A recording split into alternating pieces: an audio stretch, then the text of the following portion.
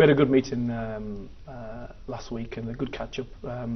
I've known him reasonably well, but obviously it was a really good chance to sit down and me to explain what the philosophy, where we've come from, where we're trying to go, vision for the future, but also try and get him to understand how he would fit into the coaching team. And obviously I wanted to speak to him and see whether he was keen.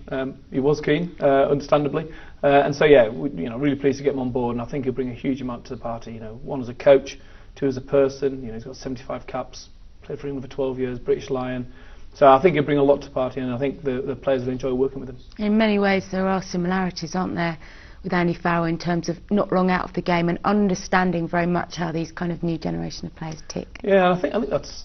When I spoke to Mike, that was probably the thing he said. He said he feels he understands the modern player, and I think we all do. I think Graham and myself, that's part of the reason we've been successful in terms of building that culture, because we can see it through the players' eyes. We understand when they're tired, we understand when there's pressure on, and but the players have been brilliant, to be honest. And they're obviously in the middle of big Premiership games now, massive weekend this weekend.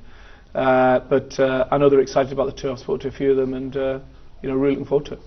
And with Mike, he did have a year left on his London Irish contract, but he's agreed terms to sever that from today. So there is an opportunity for him, is there? He certainly, when I spoke to him about it last week, seemed pretty keen on a chance to lead England beyond this summer tour. Yeah, of course there is. And obviously with the news today about Wayne Smith, him, and he's decided to stay in New Zealand. So it presents an opportunity for Mike in the same way that I was presented with an opportunity in the interim role myself. So what I want to do is basically get to the end of the tour and we'll review it. In the meantime, it's all hands on deck and getting ready for what's going to be a big old tour.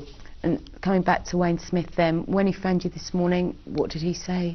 And how disappointed were you? I saw his name flash up my phone, although it must have been an interesting conversation. But no, I mean, he just outlined the reasons why. And when we met in South Africa, he basically talked about the pros of doing the England job, and there was a huge drive to do that. I think he was inspired by the sort of vision that we'd projected and how he'd wanted to come on board. I think international coaching challenges him and he enjoys that. I think he enjoyed living in England, but equally on the other side, he did feel an alignment to Waikato Chiefs, quite rightly. New Zealand Rugby Union themselves and the players, and also to his family. And I think he's got an elderly parents who aren't too far away. His two sons are at university there. I think ultimately that was the overriding factor. Certainly what he described to me this morning. He said, the overriding factor was my family reasons, and I said I really enjoyed meeting you, and best of luck with it all. So that was that really. And obviously, we've got a press conference today, so it's we might as well get it out there. And for me now, next step will be to go to South Africa. We want to go well there, and then review the coaching structure post South Africa.